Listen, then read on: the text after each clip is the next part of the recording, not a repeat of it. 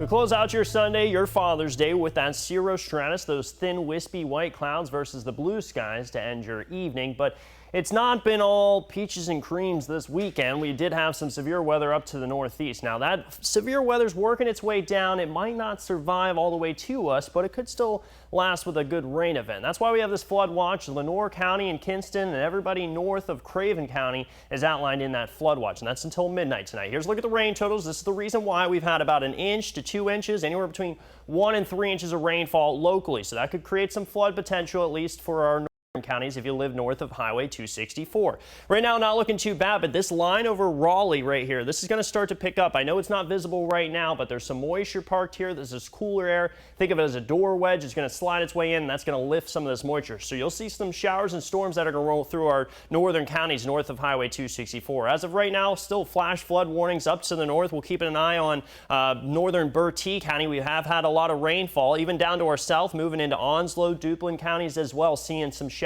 hugging along the coast. Now we have to revisit what really happened last night around 8 p.m. off into the north. We had where all these flash flood warnings are, and the tri-state area of Ohio, West Virginia, and Pennsylvania. There was unfortunately 3 casualties and multiple missing person reports, and that was last night into this morning. We're still having some rainfall, still some flash flooding in the region. We'll continue to provide you updates, but as of right now, things are looking a little bit better. They're calming down across the northeast. We're still tracking the tropics. There's that mess closer to home, a nice atmospheric river there bringing moisture in from the Gulf of Mexico and just dragging it across the northeast of the United States. That's why they're seeing the flooding. Across the Atlantic Ocean, nice dry. We've had some desert dust particles go out there, so that's keeping things calm. But the water temperatures are still warming up.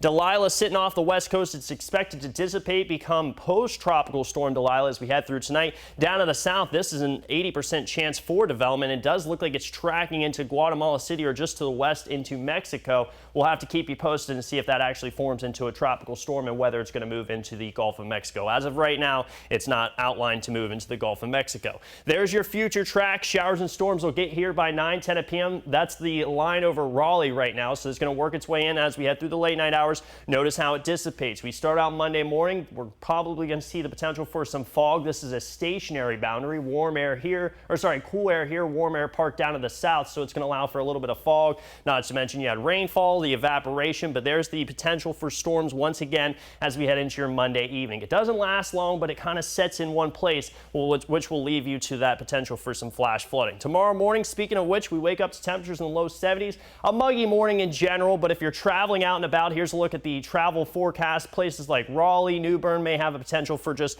a few showers sporadically popping up in the afternoon and evenings. Not look necessarily severe weather, but we'll keep an eye on it. It does look like things are clearing out. If you're looking for a beach day, Wednesday or Thursday is going to be a perfect opportunity to do so. Friday's the summer solstice right around 10:42 p.m. That officially kickstarts summer, and then who could have guessed it, 90-degree temperatures, but at least we're holding off on the showers as of right now.